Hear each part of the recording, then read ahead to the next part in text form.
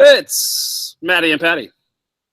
Coast to coast. Welcome to the Cleveland Sports Hour. We are two self-aware but unapologetic homers who spend far too much time watching, reading, and thinking about the defending 2016 NBA World Champion Cleveland Cavaliers.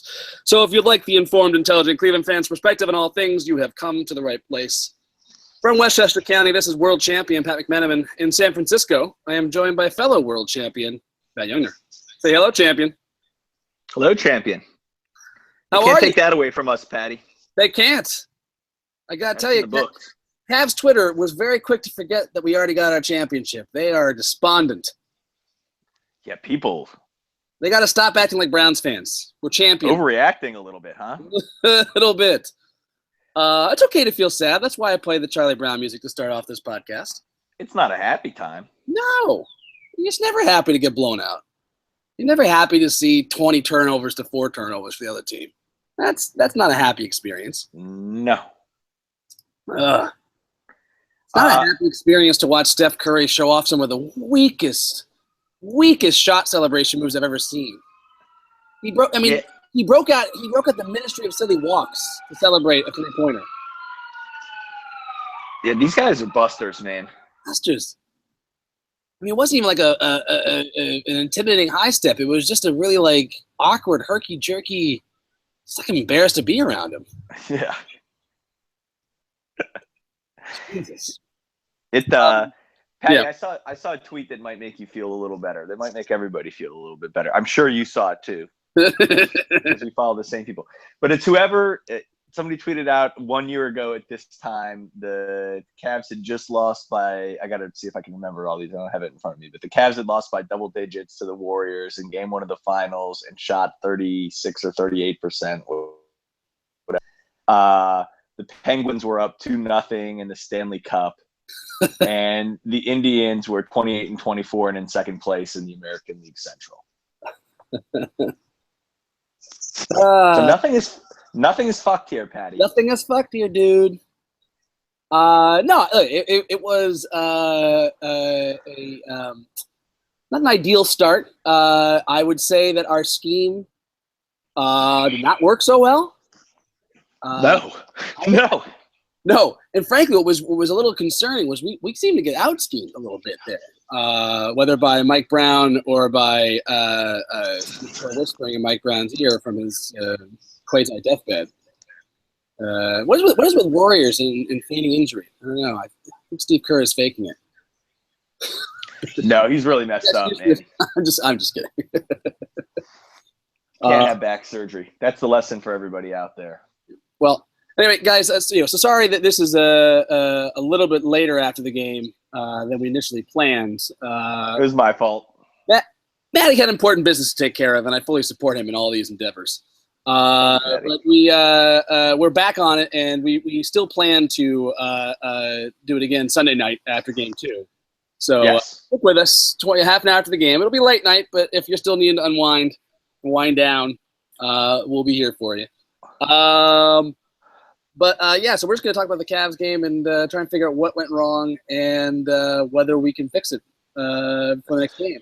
So, yeah, Matty, I think everything is the short answer, isn't it? Yeah, I mean, you and I, we picked out 5 things between the two of us, right? LeBron and Kyrie have to be great, right? Yep. They weren't horrible, but they were not great.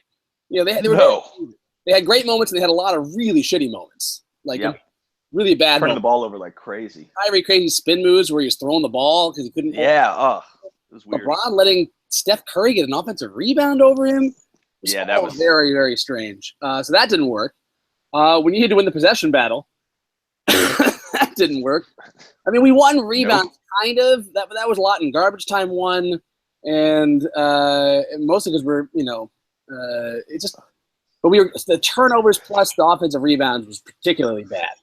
The offensive rebounds were just galling. They got more possessions at the end of the game, didn't they? I think so. I think they did. Certainly in the first half they did. My third key was what? Go back and look. I mean, one of mine was the bench unit showing up. Right. Bench unit showing up did not show up. That did not work out. That's 3 off the list. My other one was bait KD and Steph into ISO ball. I mean, they kind of did some ISOs, but we kept doubling.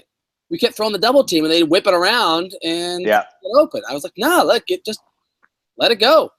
Eventually, they're going to cost Kevin Durant for 2 carries in one possession or stepping out of bounds. It'll happen. Like let him play one-on-one and get them out of their rhythm. That didn't work. Didn't you have one more key? Caleb. I had Caleb showing up like he did in the Celtics series, which he wasn't terrible. I mean, he hit some threes. That was encouraging. But again, he was uneven. Just like LeBron and Kyrie, he mixed up his good moments with some really terrible moments. Yeah. Again, allowing some easy offensive boards because, and this is the key that I hadn't thought of, Maddie, and this is what I was intimating at the beginning. I wonder what your thoughts are on it. The Warriors were ready for us. They out-schemed us. They knew we were going to use TT a lot in the pick and roll, and they kept playing into it and keeping TT out in the perimeter. Whenever there was a shot that went up, I feel like every time I looked, it was one Kevin Love, or LeBron against like 4 Warriors. Yeah. That was a scheme thing, and the Warriors, made us pay. I don't know what we can do about that. You? I mean, not play the same, I guess. Not play the same scheme. Don't do that. Yeah. I mean, listen,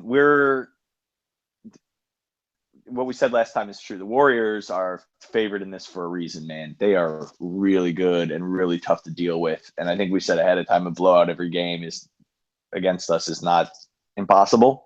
Yep. We got to play close to perfect to beat them. And we didn't come close to that, and we got our butts handed to us. That's what's going to happen in this series. I'd recommend to everyone, by the way, if you haven't Googled it yet, Google Mike Prada's story on his keys to the series. Prada, Prada. He put together a big package of fun on just how much more difficult having Kevin Durant is. Not just because of how good Kevin Durant is, but we finally figured out a scheme that really made the Warriors pay last year. But it was a little bit dependent on the fact that we could live with Harrison Barnes trying to torch us one-on-one. And we weren't willing to do that with KD. Again, I sort of feel like we have to just let KD do it, and it's going to be hard. He'll probably torch us, but I think it might be a puncher's chance. And importantly, it's that there was a lot of times Barnes and Iguodala out there, and we were willing to live with either of them. Yep, exactly. And just deal with the other 3 guys. And now you got 4. Now there's 4. Yeah. And that makes things exponentially more difficult. I don't know. We both had this reaction, Patty, I think, where we were like, that's I was going to say that being everything that went bad. I don't think that's going to keep happening. If we don't change things and guys don't play better, we're going to get swept. Right? I mean, that's the gist of it, but I think I don't think we're going to keep playing like that. No. And I mean, I think they can do something differently with how they run TT on defense. One, there's got to be something different schematically that we can do. I think one would be I don't know that I want LeBron on KD. I kind of want to keep him on. I kind of want to keep him on Draymond and let TT play KD and let KD burn him a little bit. It's fine, but it's not going to be easy. Tristan Thompson isn't a pushover. It's not going to be easy shots every time. And I don't know. I'd rather see that happen. And so do you think we just got out because TT only played 22 minutes, sort of got benched at some point. Yeah. Do you think he just played crappy? Or it feels like a combo. We didn't put him in a position to succeed. I don't think we put him in a position to succeed because I feel like he was never down by the basket. He was always up on the perimeter when the shot went up, and he can't do much from out there. I mean, he's going to be able to defend the perimeter guys, but they usually drive to the basket or try to, right? Yep. And that brings him back in the paint. That's my point. Draymond's not going to do that. Draymond knows better. KD is going to drive to the basket, so let's get TT on. Let's let TT fly in. And let LeBron crash in from the weak side, but also K-Love will be down there hopefully to help clean up if KD can't do it or can't make the shot, and Tristan's out of position because he's trying to defend KD. That's just my instinct, but we'll see. I could be wrong about that. We also were low energy, which is fucking weird. I don't have a good explanation. You know, like that wasn't there. As exemplified by what you mentioned earlier, LeBron getting out hustled for an offensive rebound by Curry. It was very game 3 and first half of game 4 against the Celtics, right? It's weird, apathetic, and coasting. It bugged me out. And the whole team was like, we gave up a lot of baskets where we just were falling asleep. But what's interesting to me though, Maddie? What's interesting about that is we looked like that in game 3, and that was when Isaiah Thomas was not in the game anymore, and we changed our defensive scheme. Yep. I think the Cavs are like this when they don't really fully know what they want to do on defense, when they're a little uncertain in their heads. And I was a little worried about this. Like there's so many things we have to do, have to scheme differently for the Golden State Warriors. It's a little confusing. It's difficult. It's also difficult to do in real time, as I think the players and coaches mentioned. It's not easy to simulate what the Warriors do in real time until you actually play them. And so now we had a chance to do it, and it's nice that we had 2 days off to watch the film and re-prep. So we'll see if they come out differently, but I think that played into it. I think a little bit of the lethargicness was more that we just didn't know exactly where to go, and so we didn't have that immediate I'm going here, I'm going there now, and it's like they had to think about it for a second. And by the time they saw what was supposed to happen, it was too late, and so they kind of just let it go. Yes, they were not on a string. Yeah, exactly. I think Mike Brown liked to say. Yeah, and the thing is, it might take until game 3. Ty Lue had a certain scheme for the first 2 games where he wanted LeBron to play free safety last year. And we got blown out. It didn't work. And they, finally figured it out in game 3. Because even game 4, while we still lost by double digits, that game was really close until we had a bad stretch, I think, late in the third quarter. Yeah, that's right. We tried to come back in. We got it within single digits in the fourth quarter again, but then they pulled away in the end. But that was a game we could have won, game 4 last year. So from game 3 on, we had not flipped we flipped the switch. We kind of figured it out. But we just had very little room for error, and we had that one error in game 4, and fortunately we were the more poised team the rest of the way out. So they're still trying to figure this out, and it's certainly possible we won't figure it out, but it's too early.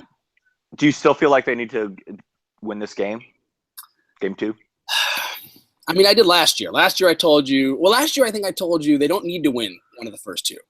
I believe that's what they just need to be. I think you just said, I want to see them be competitive. Yeah. It didn't have to be in both. I was okay with this game blowing out from 1, but we had to show that we figured it out. We had to show that we figured out something that could work.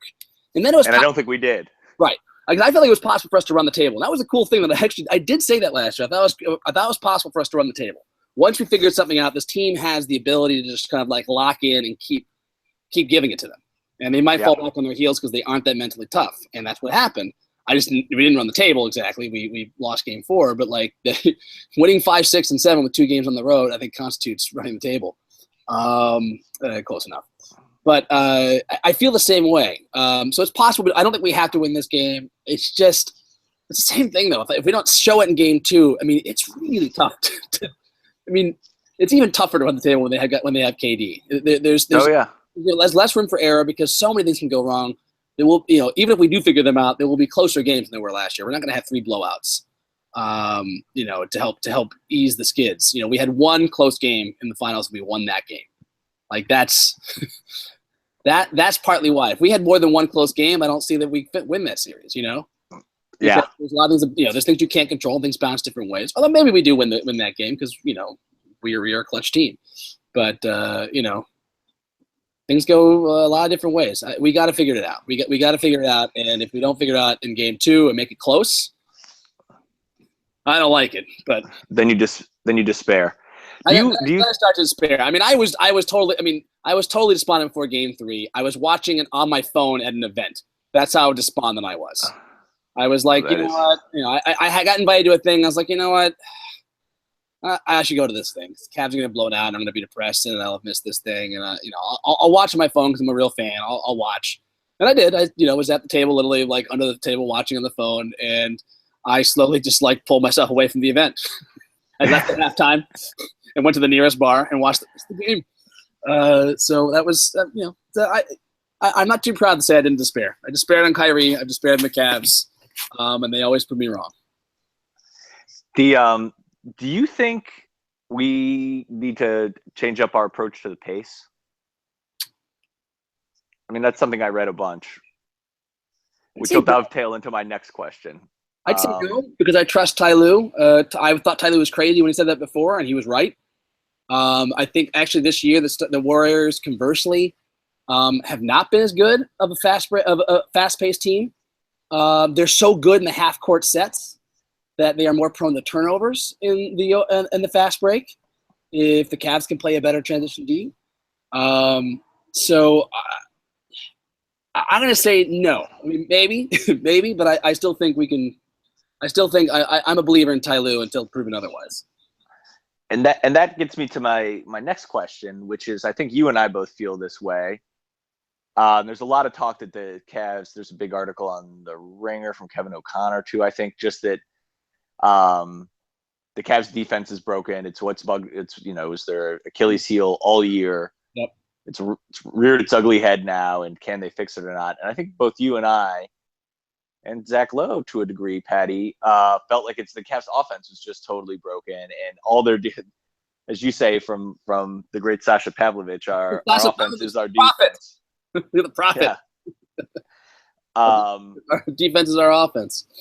Right? Like we take energy from our offense, and that sort of transfers over to defense for us. It allows us to get set. We have less problems in transition D, which is always problematic for us. Yeah, the more we have, the less long rebounds leading to disadvantageous fast breaks and easy points. Yep. One of those. And we had so many live ball turnovers too, which are just crusher. Totally.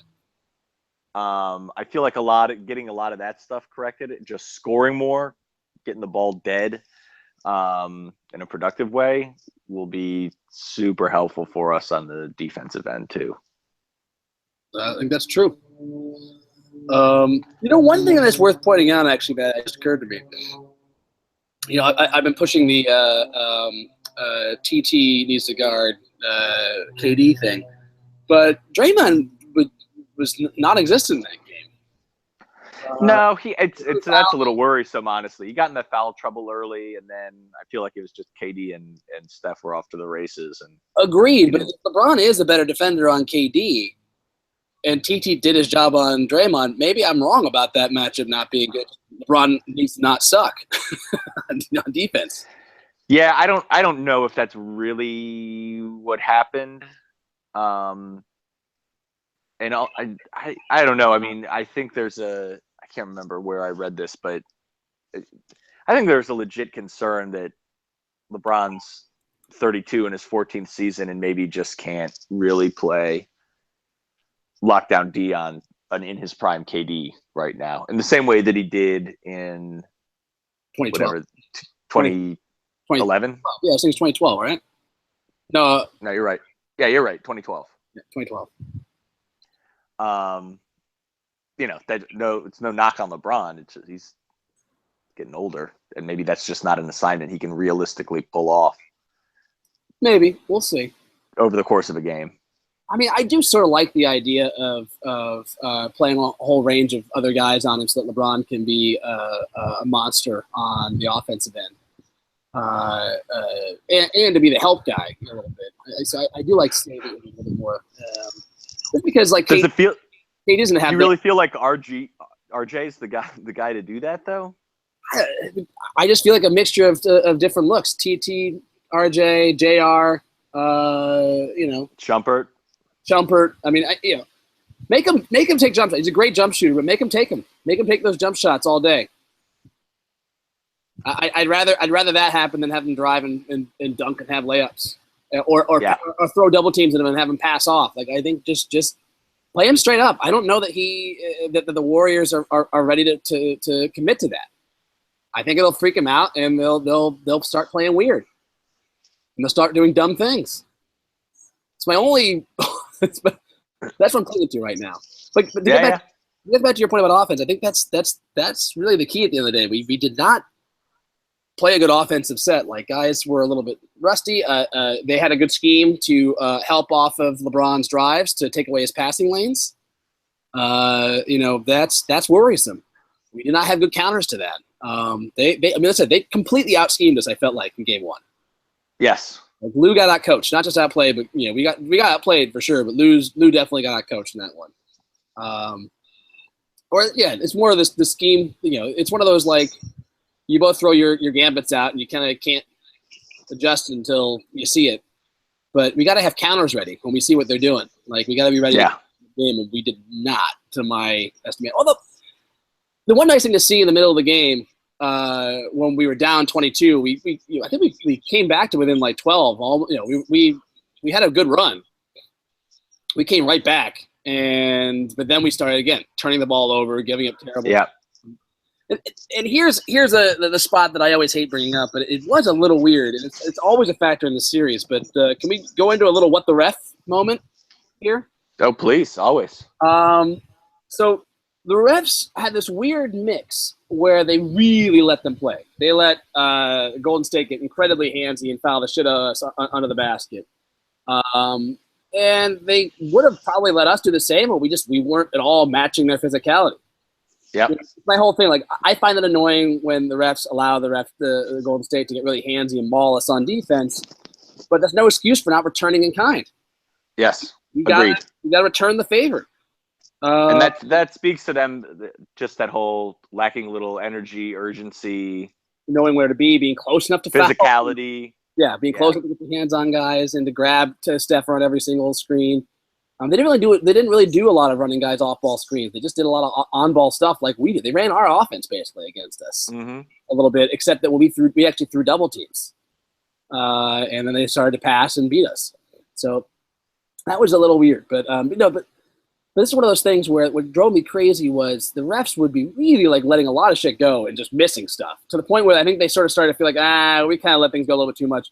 Here's what we're going to do. We're going to call a bunch of ticky-tack fouls on the perimeter to pay the Cavs back. It's like, that's not fucking helping, dude.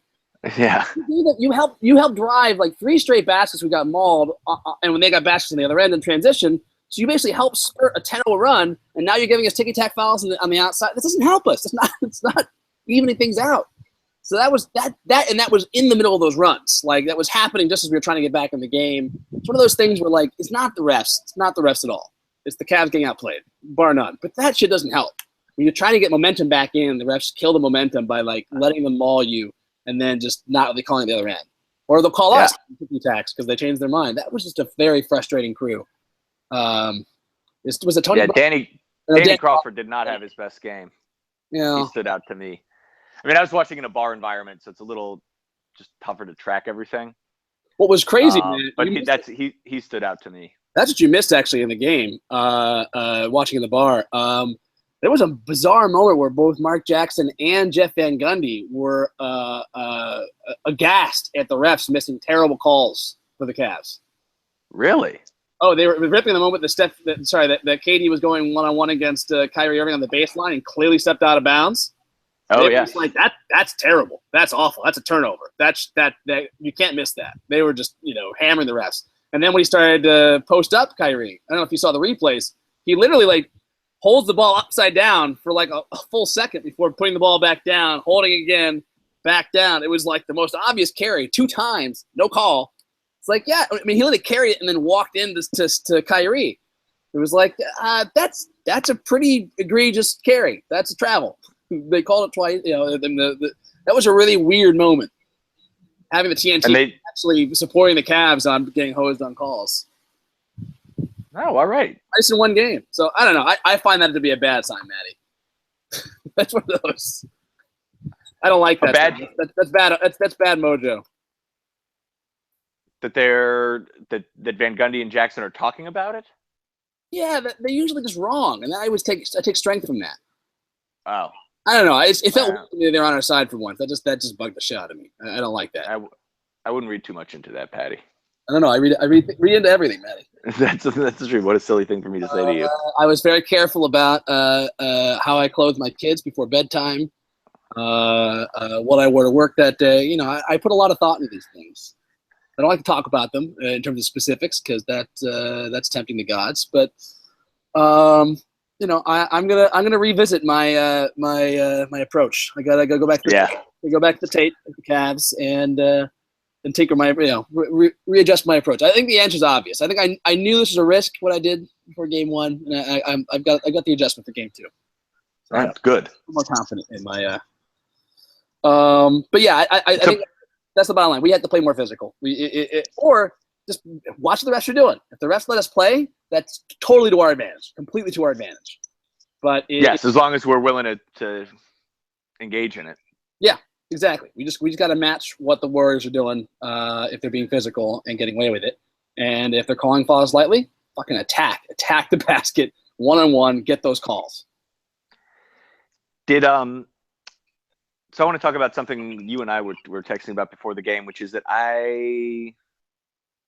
on Wednesday, or maybe it was Thursday before the game, was watching a replay of the Christmas Day game from this year. Yes, I wanted to ask you about this. And it was remarkable how JR was hurt then, and Liggins started. Yeah. Played a ton, guarded Curry, and played fairly well. I mean, he made an impact on the defensive end, not really on offense. I feel like he had 5 points or something, but on the defensive end, he was really active and helpful, and it sure feels to me like somebody like that could be useful in this series to us. Mm-hmm. More useful than Big Eddie. Yeah. More useful than Dante Jones, dare I say? I don't know. I kind of like a guy who's going to kick somebody in the nuts. Not kick somebody in the nuts. That's Draymond's thing. Punch somebody in the nuts if they're punch. Although that's Draymond's thing. Maybe not him, but it is weird what happened with Liggins, and I don't quite get it. Yeah, I don't know. There's got to be something happening. Skylar would say he's more valuable than Kay Felder in a series like this, which he'd be right. Wow, but Kay Felder's there for injury insurance. And also the owner loves him, and he's viewed as a longer-term prospect. But it is weird to me that somebody like Liggins clearly feels like he would have had value to us here. Yeah, I mean, we got to remember. You could put him on Durant in a pinch if he needed to. You get switchy with him. Yeah, it does bug me. Why didn't we? Like when Tavares, not when Tavares. I mean, I guess we were just so worried about having the big man depth in case somebody got injured, right? That was the idea. But Tavares is injured now. I mean, he broke his hand in practice. Sucks because you can't add guys after. I mean, we couldn't add Liggins, right? We couldn't have added Liggins at any point in the playoffs, right? No, and he signed with Dallas. He got claimed, right? Yeah, he was gone. It feels like we were making a calculated decision to get Bogut, and he was the guy we decided to cut. No, it wasn't. We cut him for Dante, right? At the end of the season. We cut him right at the end of the season for Dante. That's weird. Well, I mean, that's the thing is, it just must be a locker room thing because that's what Dante brings. Dante's one of those locker room guys. He's one of those James Jones guys, right? Who's just a crucial, presence and voice in the bench, even though he's not coaching. I guess so. His whole deal with the Cavs was weird. I feel like he was just hanging around the team all year. I mean, I know he wasn't on the roster, but it felt like he was always basketball. Yeah, he was out of basketball. Just kept staying in shape, talking to the Cavs. I mean, it's very weird. Very, very weird. I don't get it. But it really was striking watching that game. Liggins was a big part of what we did, and it just odd that 6 months later we have no use for him. Feels off to me. Yeah. Did you? It does feel off to me. But does anything else to you about that Christmas Day game stand out? Like in terms of like how we played them differently that we aren't doing now? Did anything jump out to you? I mean, it's the point you've made. We let KD go. Yeah, we let him just scorch RJ, right? Mm-hmm. And we survived it because no one else really got hot. Yeah, that's absolutely right. They blew a 14-point lead in the fourth quarter, so certainly they had something working in that game. But what did we do in that comeback that really got them? I mean, I think they're out of rhythm, right? Yeah, it was in a ton of energy. We suddenly got real urgent. On defense. On both ends. Kyrie got nasty. That was really Kyrie on offense. Mm-hmm. Yeah, we weren't throwing good picks like we used to. It was weird. Like, we just didn't get Kyrie open into space. We just had him go one-on-one with Klay Thompson from the start. Klay's a fucking good defender, man. That's not a great Very good matchup. I mean, he was excellent. It's something you want to do, later in the game when his legs are not entirely under him, when he's a little bit winded. You don't do it right off the bat. You definitely don't like go, all right, K-Love on the perimeter, go shake him out of his boot. No, you need to have position. You got on the perimeter, he's not close, just pass out of it, reset. Yeah. You gotta get it. Yeah, that one shot was so ugly. Ooh, bad. That was bad. A couple of things I noticed was it was fun that the Warriors crushed and Klay Thompson was terrible on offense, and even though he was good in defense, you couldn't. I mean, he just had that fucking frying pan pouty face going. Well, I mean, late in the game, they were blowing out, and he was just sitting there pouting on the bench. You notice that? I did not notice that. Sitting with this sad pout. Maybe that's just his face. He's got that I think that might just be his face, Patty. He's got resting pouty bitch face. Is that that term? Sour, bitter beer face a little bit on him. Bitter beer face. Did we talk about how Steph Curry's mom is actually way hotter than his wife, and is that a weird thing for Steph? We had not talked about it, but that same thought occurred to me. I mean, I saw in the shot in the silence, I was like, Steph Curry's wife is cute, I guess. I don't know. I find her so I don't know how far down this road we want to go right now, but I'm just trying to say, if I remove myself from her personality, from her bullshit, from her crappy cooking. Did you ever see the video of her freestyling about recipes? No, nor do I want to. I might have to send that at some point just to make you guys throw up in your mouth. It's awful. It's so bad. This team is so I can only imagine. It's so terrible. She's doing a rap about recipes. It's so bad. Nah, pass. And she doesn't even drop the mic correctly. It's terrible. It's so bad. And it's like you don't drop the mic no, you have to actually earn dropping the mic. People out here, people love her like she's fucking Jackie Kennedy or something. Jesus. She's awful. It's outrageous. But that's a time where I feel like I'm taking crazy pills. I just think it's weird. I'm looking at his mom going, damn. I mean, she's got to be what? Late 40s, 50s, right? Early 50s? What's Steph now? 27, 28? Yeah, early 50s, I bet. Late 40s at the youngest, right? And she looked good. And I don't know. That's got to be a weird thing to grow up with, Super hot mom that's still hot and hotter than your wife. That's weird. That's not a natural thing. You think that messed with him? I think it's gotta mess with him, man. I think they gotta start trash talking him, talking about how hot his mom is to his face. I think that'd be helpful. I think that might help. It's just my 2 cents here. And you gotta do whatever we can, I guess. Right. Gotta get any advantage you can.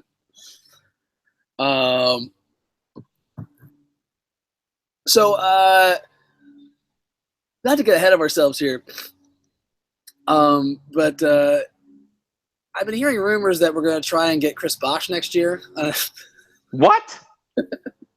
On the a vet minimum contract to play 10 minutes a game once he gets medically cleared to play again. Where did you hear this rumor? From a completely unreliable source on Twitter. Okay, that's... Be nice then. Be nice. Would it? I don't know. Have an extra athletic big man, defensive guy who can shoot. Who might drop dead on the court? Hey, Matty, championships are important things. Some things are more important than life. No, I'm just kidding. Yeah, I don't know how I feel about that. But let's not talk about that now, Patty. I'd rather talk about iTunes. I promised after a tough game I would come back with some research on where you can find games 5, 6, and 7 to rewatch at your pleasure when times are dark. And you just need to put a good feeling back in. You need to feel good about the Cavs again. Just go to iTunes. They have all the games available for $3 a pop. To own forever? To own forever. To watch on your electronic devices. That's a great value, Patty. That's what I'd say.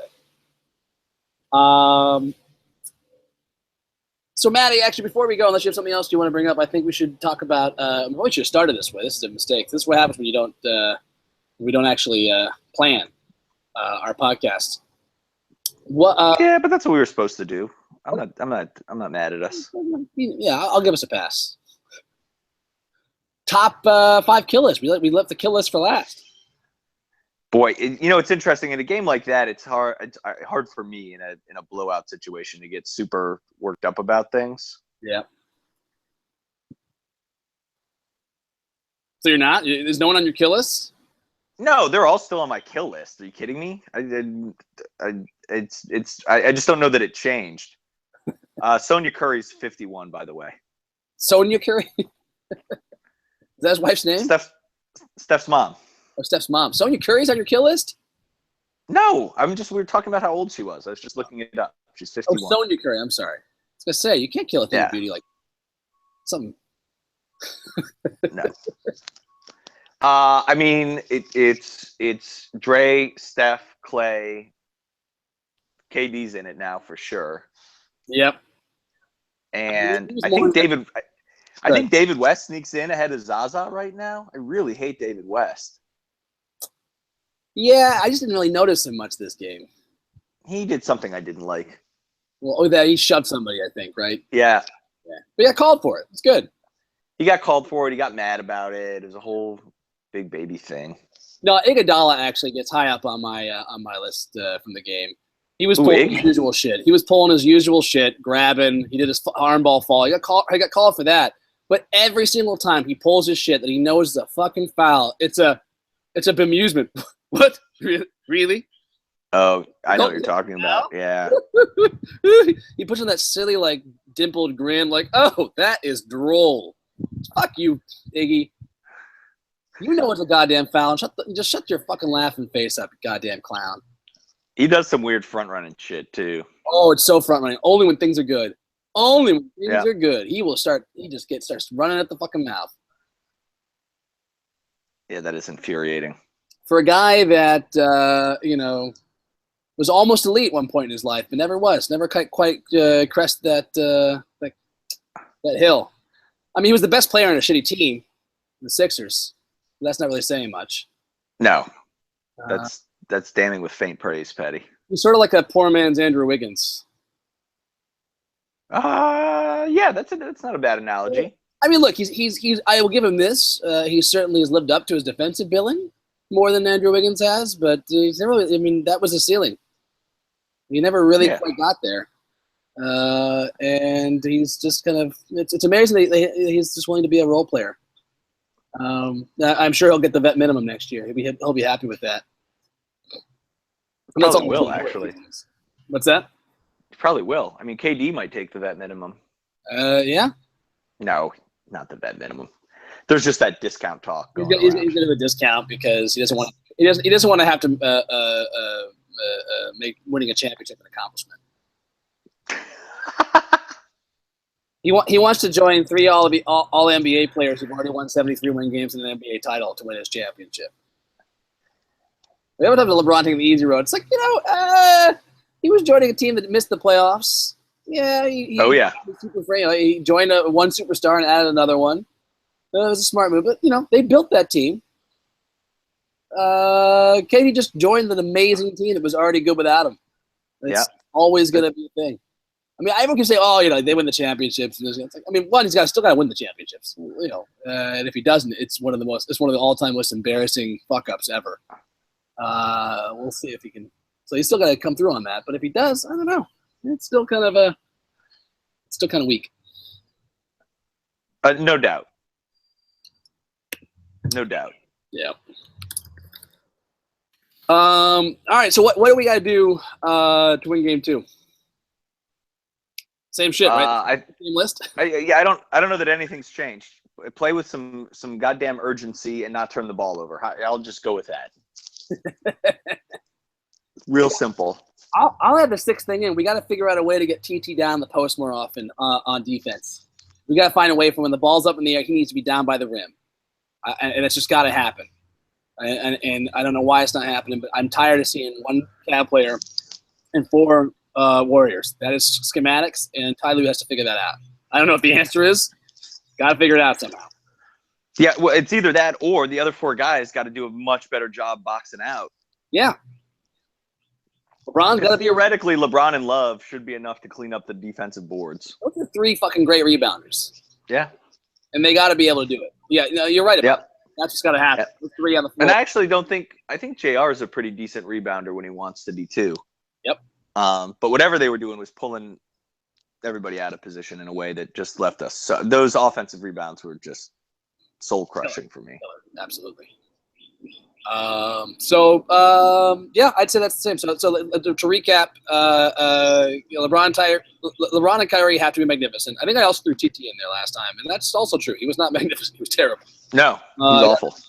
We really need to bait KD and Steph into more ISO one-on-one ball, hero ball, and let them burn us. Let's see what happens. I want to see if that works.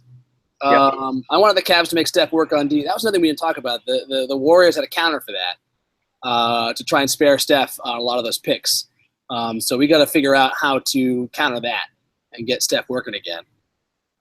We got to win that possession battle. Kevin Love's got to be great. And we got to figure out how to scheme our way back into dominating the boards and not turn the fucking ball over and playing with sense of urgency. So no problem. Not a lot. Piece of cake. Easy fixes. Piece of cake. A couple tweaks and we're just there. Yeah. It's going to be hard. It's going to be really hard. This guys, don't forget this. We're playing with fucking house money. Yeah. The Cleveland sports team is defending their title in a championship game, in a championship series. It's the fucking dream, man. Yeah. It doesn't matter if it doesn't go our way and we don't win. I mean, it sucks. It will suck.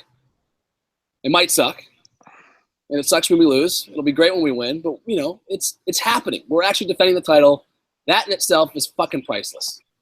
Yeah, these are boom times. Let's not get down. Times. And look, we got as long as LeBron is chugging along, we always got a puncher's chance, and that is never take that for fucking granted. Never take it for granted. These are high times to be a Cleveland sports fan, and you got to appreciate every moment of it, even when it's so Cleveland, right? It's so Cleveland. That in our best time ever, right? In the best time to be a Cleveland sports fan, all of our teams are facing historic teams. Yeah. Nothing's more Cleveland than that, but nothing more Cleveland would have been the Cavs losing that Game 7 and the Indians losing that Game 7. That would have been nothing more Cleveland than that. Yet that's not the way it happened. That's not the way it worked out. No, that's right, Patty. Enjoy it. Don't get too upset. And look, believe, man. I'm not counting these guys out. Nothing is fucked here, dude. No, nothing is fucked here. But I may despair on Sunday night. We'll see. Yeah. We don't turn things around. Check back in with us in 36 hours, and we'll talk. Any last words of wisdom, Matty? No, urgency. That's what I want to see. Urgency. I want to come out and smack the Warriors in the mouth a little bit. And if we see that at the beginning of the game, I'll feel a whole lot better. Yeah. Whatever happens. I think I would agree. Seeing something different very early on would be refreshing. All right, that just about does it for the Cleveland Sports Hour. Until next time, this is Maddie and Patty saying. Yep.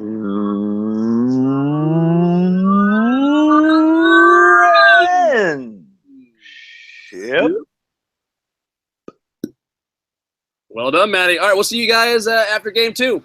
Late night. Close to midnight. Go Cavs. Go Cavs.